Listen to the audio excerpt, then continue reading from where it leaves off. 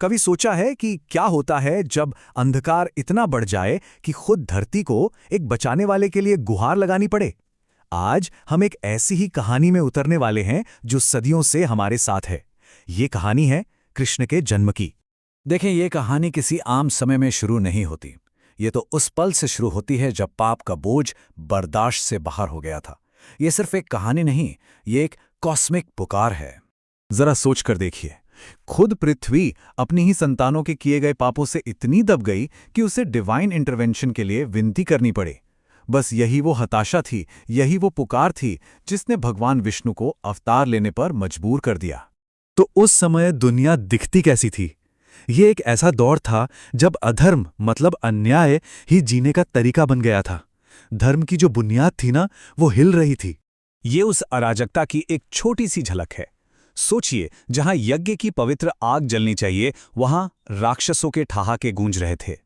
जहां ऋषियों को ध्यान में लीन होना था, उनकी तपस्या भंग की जा रही थी। समाज का जो पूरा नैतिक ताना बाना था, वो बिखर चुका था। और इसी घने अंधेरे में एक नायक की बहुत ज्यादा जरूरत थी। और हर महान कहानी की तरह इस कहानी में भी एक बहुत शक्तिशाली विलेन है। तो चलिए मिलते हैं मथुरा के अत्याचारी राजा कंस से, जिसके एक काम ने किस्मत के पहिए को हमेशा के लिए घुमा दिया। देखिए, कंस सिर्फ एक बुरा राजा नहीं था, वो एम्बिशन और क्रूरता का एक जीता जागता प्रतीक था। उसने अपने ही पिता को जेल में डाल दिया, जो दिखाता है कि सत्ता के लिए उसकी भूख की कोई सीमा नहीं थी। उसकी राजधानी मथुरा उम्मीद का नहीं बल्कि डर का एक केंद्र बन गई थी। और फिर अपनी ही बहन देवकी की शादी की खुशी के बीच कंस के कानों में एक आकाशवाणी गूंजी। आसमान से आए इन शब्दों ने एक ही पल में जश्न को दहशत में बदल दिया। ये दिखाता है कि डर एक इंसान को क्या से क्या बना सकता है। एक पल पहले कंस एक प्यार करने वाला भाई था, अपनी बहन देवकी को उसके नए घर ले जा रहा था।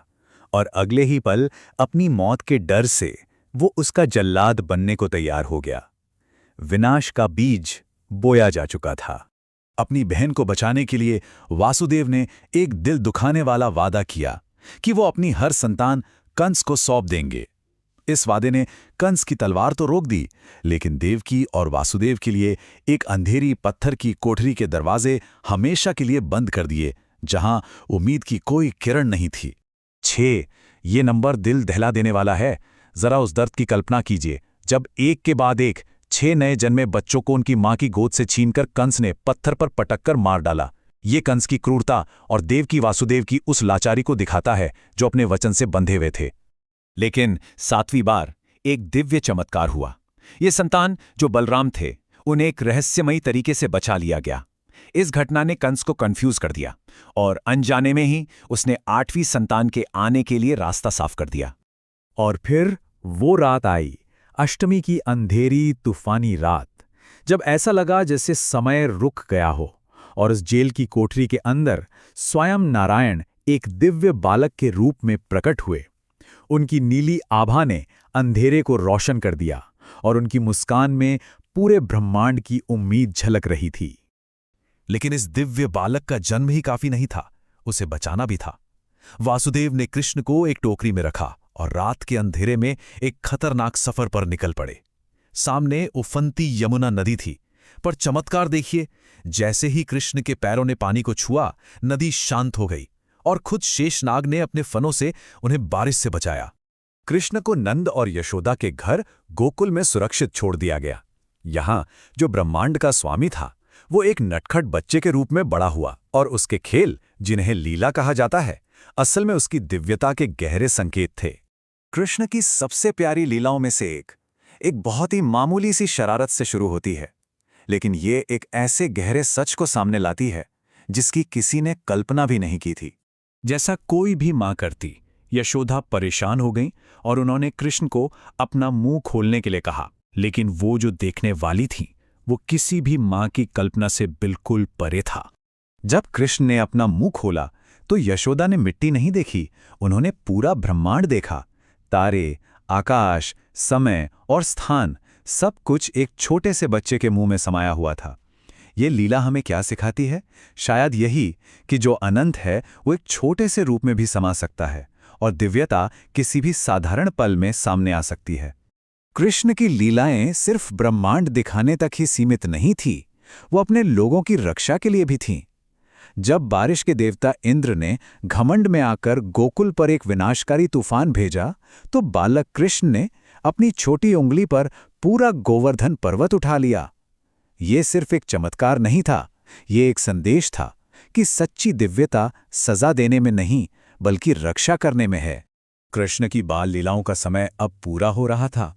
अब वक्त आ गया था कि बांसुरी बजाने वाला वो बालक शंख उठाए और अपनी उस किस्मत को पूरा करे जिसके लिए उसने जन्म लिया था।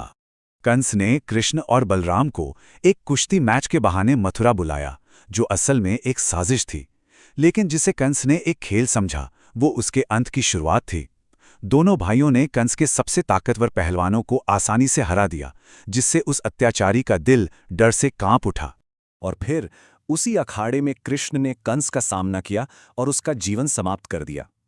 भविष्यवाणी पूरी हुई, देवकी और वासुदेव को आजाद कर दिया गया और मथुरा को आखिरकार अत्याचार से मुक्ति मिली। ये सिर्फ एक राजा का अंत नहीं था, ये एक युग का बदलाव था। कंस का अंत हुआ और धर्म की फिर से स्थापना हुई, लेकिन कृष्ण की कहानी वहां खत्म नहीं होती। ये आज भी उन पवित्र जगहों पर जिंदा है जहां उनकी लीलाएं हुई हैं। चलिए इन जगहों का एक छोटा सा सफर करते हैं जहां इतिहास आज भी सांस लेता है। मथुरा में वो जेल जहां उनका जन्म हुआ था, आज एक मंदिर है। वृंदावन की गलियां आज भी उनकी रासलीला की कहानियों से गूंजती हैं। द्वारका में समंदर उनके बसाए राज्य की शान की गवाही देता है, और नाथद्वारा में श्रीनाथ जी का स्वरूप हमें याद दिलाता है कि कैसे उन्होंने एक पर्वत उठाकर अपने लोगों को बचाया था। ये जगहें सिर्फ ईंट और पत्थर नहीं हैं, ये एक जिंदा विरासत है। तो कृष्ण की इन सभी भूमिकाओं के पीछे का असली संदेश क्या है? शायद ये कि दिव्यता सिर्फ मंदिरों में नहीं, बल्कि जीवन के हर रूप में मौजूद है।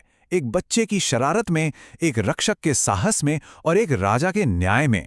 ये कहानी हमें याद दिलाती है कि अंधेरा चाहे कितना भी गहरा क्यों न हो, धर्म की रक्षा के लिए एक दिव्य शक्ति हमेशा मौजूद रहती है। इस सफर में शामिल होने के लिए धन्यवाद।